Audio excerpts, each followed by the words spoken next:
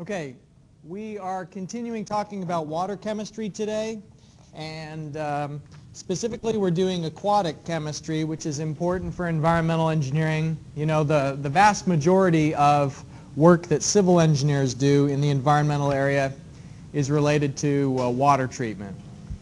And so, you know, air and solid waste and hazardous waste do come into play, and they're very important for environmental engineers. But if you look at the amount of work out there, it seems like the majority of that's probably related to water. So that's where we'll spend much of our time this semester. Homework 4 is due on Sunday, and you should already be able to solve several of those problems just from the lecture that we did last time. So I'd encourage you to get an early start on that assignment. And what we're going to be talking about today includes reaction kinetics and also some additional things related to water chemistry. Now, the feedback I got from you last time is that it's feeling a little unfamiliar, right? Since it's been so long that you did, it's been a long time since you did chemistry as freshmen, so I'm going to try and add additional examples as much as possible during the next few lectures to try and bring that back into your memory. All right, we're going to begin by talking about alkalinity today. And alkalinity is defined specifically as the quantitative capacity to neutralize acid. Now, that doesn't maybe mean a lot, but water can be resistant to a change in pH if it has alkalinity. There are things that you can add to water to buffer the solution. And buffering means if you want the pH to stay steady and you don't want the pH to be going down when an acid is added, then you should add alkalinity. Have any of you ever helped to take care of a swimming pool before, or done little chemical tests on a swimming pool? One of the most common things that you'll check when you're taking care of a swimming pool is the alkalinity, because that's a way to keep the pH stable, is by having an alkalinity. And so here is a conceptual formula for what alkalinity includes, the things that contribute to alkalinity. Alkalinity includes HCO3 minus, and do you remember what it means? The brackets here have a specific definition. It's a concentration, right. And specifically what we usually mean by those brackets is the moles per liter of whatever it is, the concentration in terms of moles per liter. So alkalinity is HCO3 minus, and then it's also 2 times CO3, 2 minus. Anyone want to guess on why, if you're talking about the ability of something to neutralize an acid, why is it that CO3, 2 minus, has double the effect of bicarbonate? If you look, this has a -1 charge, and this has a -2 charge. And so if you add an acid, one of the most common acids out there, for example, is HCl, hydrochloric acid. When this is in water, it has the H+ ion floating around, and then it has the chloride ion, which is negatively charged, floating around. So if you add acid, that's going to increase the number of hydrogen ions that are floating around in solution. But if this is present, this can neutralize that extra hydrogen ion that's added. So it already balances it out. It's built into the solution. And so what you can see from this is that since the carbonate has a 2 minus, means it has twice as many negative charge as the bicarbonate. And so it's able to, and that's another thing that's a little bit strange, is that the name of this is carbonate, and this is called bicarbonate, even though this is the one that has a charge of 2 and this has a charge of 1. I'm not sure why the names are that way, but just to avoid any confusion, we can call it HCO3 and CO3. But what you can see is because of the charge, this term neutralizes twice as much acid as HCO3. So that's why we double the amount that we're counting. If the whole thing is all about how much acid can be neutralized, this is more effective at neutralizing acid. Okay? OH also neutralizes acid because when you combine H plus and OH minus, it just turns simply into water. And so there won't be a change in pH. If you have those two added together, it forms H2O.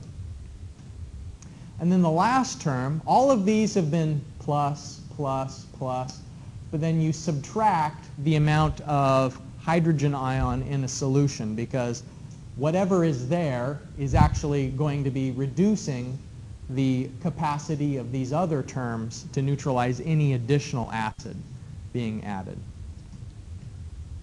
So this is one of the instances where just listening in class isn't going to be enough. I told you before that if you want a C in the class, then probably just listening is enough.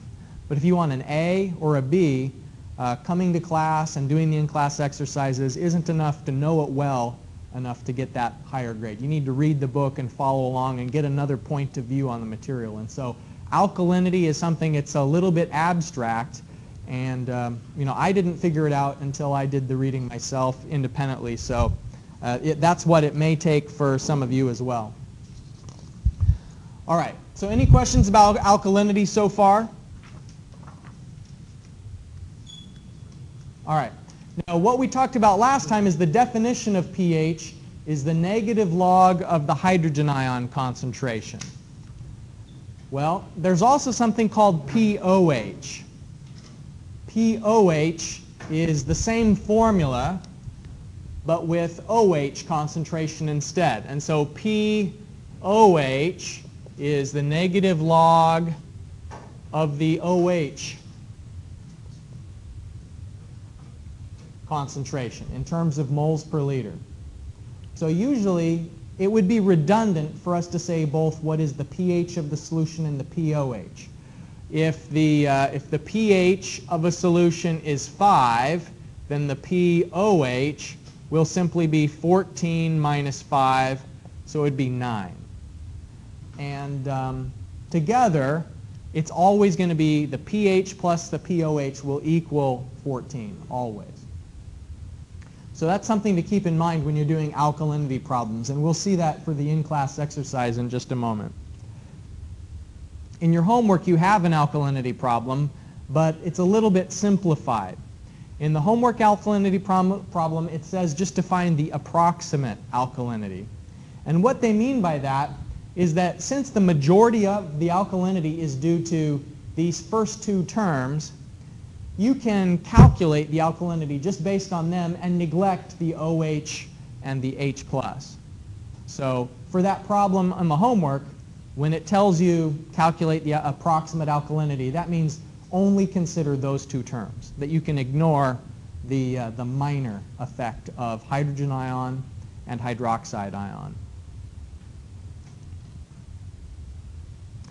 Now, when we get to the real-world applications of alkalinity, one of the most important real-world applications is that a lake that has a good alkalinity, nice and high, is able to resist acid rain.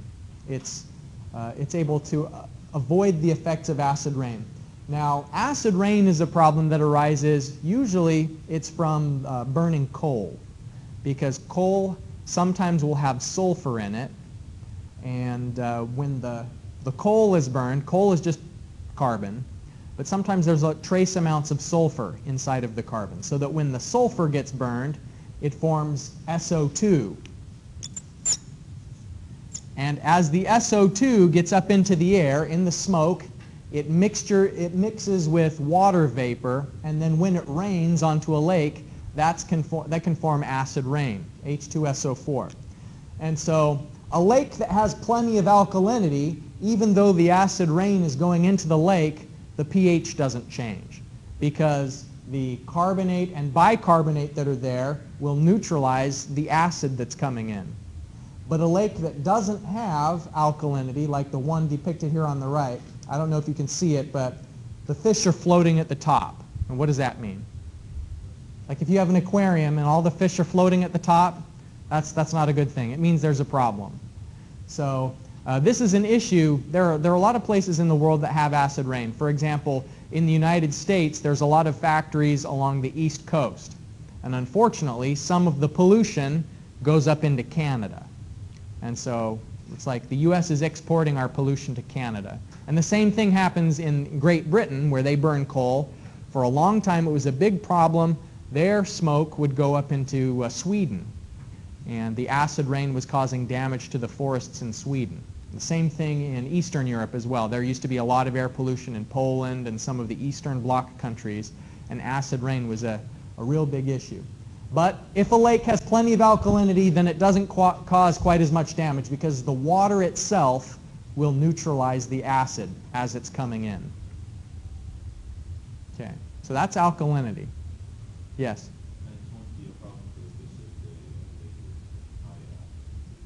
That's a good question. No. Alkalinity itself doesn't cause like any health problems to the fish. You know, these minerals are basically, they're not going to cause any health effects. You know, calcium, carbonate.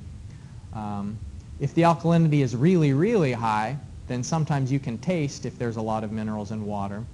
But that's really just sort of a flavor issue. It's not having to do with the health for the aquatic species. That's a good question. All right, so does everyone have a copy of today's in-class exercise? Okay, we're going to take some time. I don't want to rush through this. I want us to make sure that we all understand how to do alkalinity calculations. So I've only got 2 questions on today's in-class exercise. We're going to spend a fair amount of time on this first one. Now, I did a typo today when I was preparing this, and so I need you to, first things first, fix the typo that I put onto here. Okay, so it says, a 2.5 liter container of solution has a pH of 9.8. So far, so good. Contains 250 milligrams per liter of CO3 2-. The issue there is it should only say 250 milligrams. So 250 milligrams per liter of so on and so on. Cross out where it says per liter. Yes. Yeah.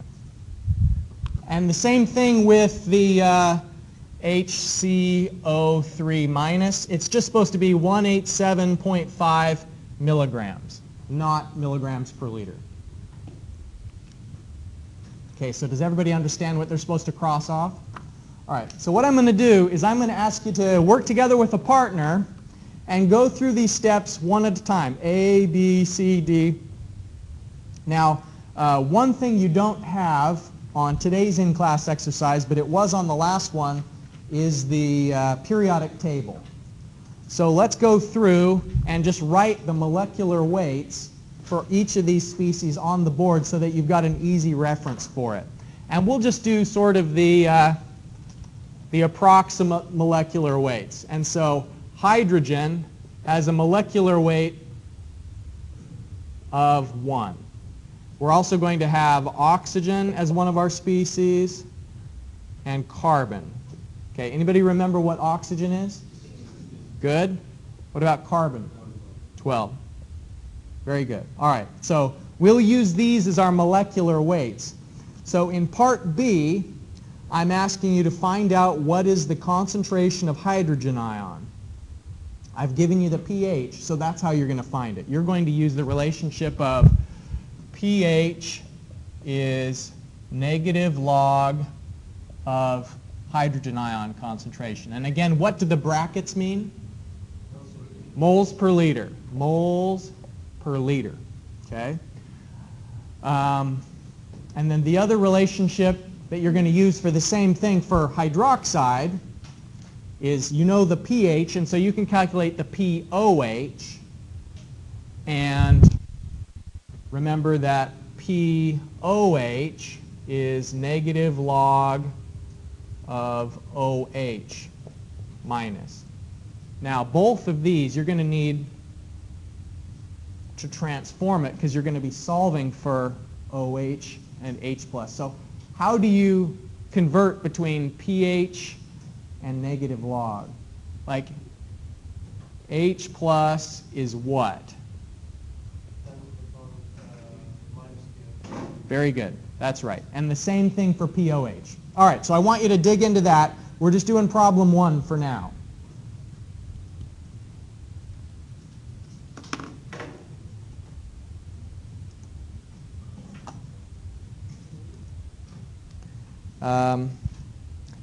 Any questions from that in-class exercise that we've got on the board there? I think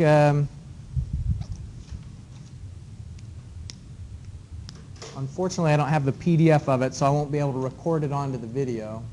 But you're here, you've got your notes, you'll get your in-class exercise back. So, all right, well, if there are no questions, let's move on and talk about the next subject, which is a way of expressing things that are a little bit different. This seems strange, but it makes sense after a while. So sometimes we express alkalinity and hardness in terms of a common unit of measure. And that common unit of measure is calcium carbonate. There are other things that can contribute to hardness, for example, besides calcium, but we express it in common terms. And so let me give you a conceptual illustration just to draw a parallel between chemistry and finance, for example. So if you're making 45,000 US dollars per year, then you can convert that into dirhams by the exchange rate of 3.68 dirhams per dollar. And so you just, to find out your salary in AED, you'd simply multiply the USD salary by the exchange rate, and then that would convert it. And so this salary, by the way, let's see, 45,000, 3.68, and multiply it, 165,600 dirhams. And that's kind of like a starting salary for engineers, at least in the part of the country where I'm at, in the United States. I'm not sure what the starting salaries are here. Probably higher, because the cost of living is higher here than it is where I'm from. So the point is, this illustration, this conceptual illustration, is just about you get paid in dollars, you can convert it to dirhams. So in chemistry, you can have one chemical there, but you say, well, the effect of that chemical is the same as if there was this much of a different chemical. So, you know, you have magnesium in water, and someone will say, how much magnesium is there? And you could say, there's so much magnesium that it would be equivalent to this much calcium carbonate. Because calcium carbonate is what is used to change alkalinity. So if you're at a water treatment plant and you want to adjust the alkalinity, the most common thing to add is calcium carbonate. And it's the most common constituent of hardness as well, calcium. But there are other things that contribute to hardness. And we'll talk about hardness before we do after we do the next part of the in-class exercise. Wow, we're really running low on time. Let me step through these calculations just because we're running low on time. Let me do it on the board here, and we can go through it together.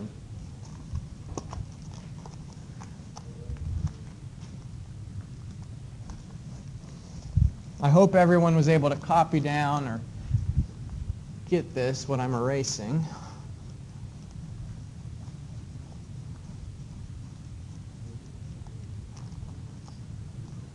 All right, so on the second problem of the in-class exercise, it says, for the situation above, find the alkalinity in milligrams per liter as calcium carbonate.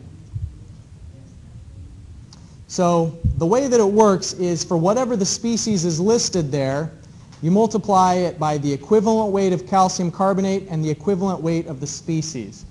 Do you remember what an equivalent is? Equivalent? We talked about it just the last class. We had MW and EW. So anyone have a memory of the difference between equivalents and moles? Charge. Yeah, so equivalence has to do with charge. So an equivalent is a mole of charge. That's right. You divide the molecular weight by however much charge there is. All right, so in this case, if we have HCO3, the charge there is 1. And so the molecular weight is the same as the equivalent weight for HCO3 minus, because it has a charge of 1. Now, for CO3 2 minus, the molecular weight is going to be different from the from the equivalent weight. The molecular weight would be 60, but the equivalent weight will be 60 divided by 2. So the equivalent weight would be 30. And so what that means is you need 30 grams for 1 mole of charge. If you wanted to get a mole of these negative charges, then you'd have to only add 30 grams. So 61 grams per mole of charge.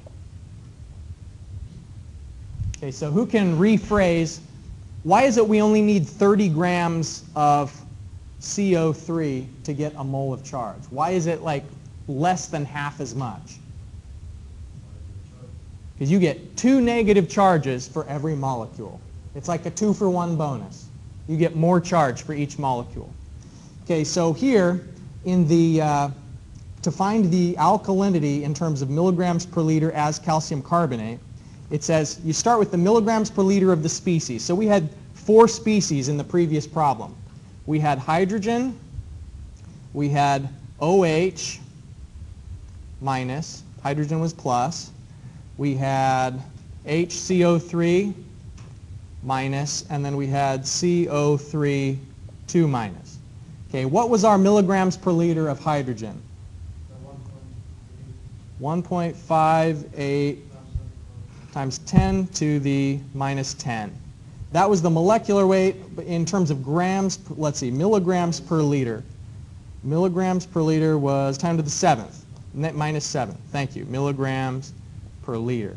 Okay, so if we want to find out what's the equivalent weight in terms of milligrams per liter of calcium carbonate, we multiply this by the ratio of the equivalent weight of calcium carbonate. So calcium, does anybody have the periodic table there? What is the molecular weight of calcium? 40. Okay, so calcium is 40. Okay, so, and calcium has a +2 charge. So CaCO3 has a molecular weight of 100, but an equivalent weight of 50 grams per mole. Okay, so according to this formula, if we want to find out how much hydrogen ion there was in terms of as calcium carbonate, we take this, which is milligram per liter of species, and then multiply it by the ratio. The equivalent weight of calcium carbonate, 50 grams per equivalent, and then the equivalent weight of the species. For here, it's 1. So that would give us the milligrams per liter as calcium carbonate of the hydrogen ion. That's a mouthful. It'll make more sense the more times you go through it. All right, so we can do the same thing for example, CO3 2 minus. We had our milligrams per liter of it, which was, let's see, was it 100 milligrams per liter? And then here, the equivalent weight is 50 for calcium carbonate. And what's the equivalent weight for CO3 2 minus? It's going to be 12 plus 3 times 16 divided by 2. So that is 40 divided by 2, so it's 20, right? Because the molecular weight of CO3 is 60. Sorry about that. 30. Yeah, we've calculated it before. So the ratio is 50 to 30. And so, it's just going to be 100 milligrams per liter, which was our concentration, by that, and then multiply it by the ratio. And so that's the process we follow to find the milligrams per liter as CaCO3. We've got just a couple minutes left, so let's illustrate how we do the same thing for the other constituents as well. So for OH minus, you would have the milligrams per liter of the species, which was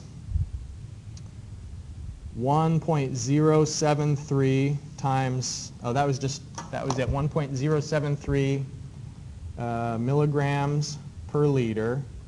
And then the equivalent weight of calcium carbonate is 50. What's the equivalent weight of OH? 17. Okay? And then finally for HCO3 minus. Our concentration from the previous step was 75 milligrams per liter. And then we multiply it by the ratio of calcium carbonate's equivalent weight.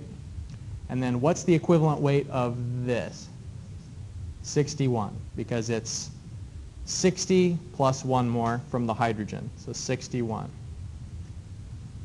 So that's how you convert into this other currency of calcium carbonate. Now, that hardness is one of the places where it comes into play most often. And if you've ever taken a shower before with hard water, it's like the soap refuses to foam up. It's a very strange thing. When you go to some place that's using groundwater and it's very hard, then it's almost as though you're not using soap. We're actually kind of lucky here in the UAE. Our water is pretty soft that comes out of the tap because it's desalinated, mixed with a little bit of mineral water. There are things called polyvalent cations. A cation is an ion that has a positive charge. Polyvalent means that it has a charge of more than one. So, for example, sodium doesn't contribute to hardness because sodium has a +1 charge.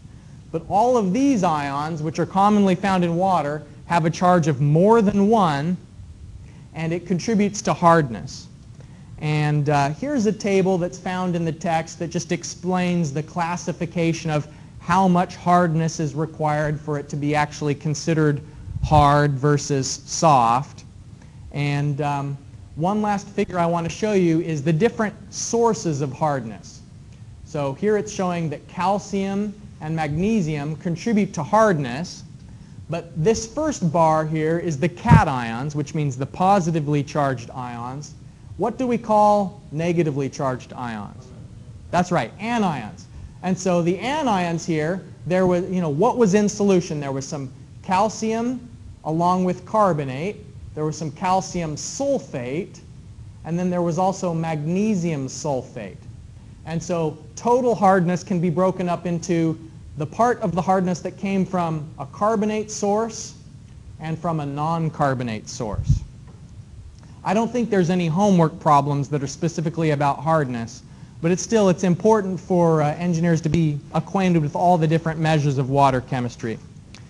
All right, that's all the time we have for today. So when we get together next time, we're going to continue talking about water chemistry. And we didn't get to talk about reaction kinetics today, but I will point out that I've given you the equations. Reaction kinetics for water chemistry is the same as the kinetics you've already done. I mean, you've already done first order, second order, and so these are the same equations for biological reactions as they are for chemical reactions.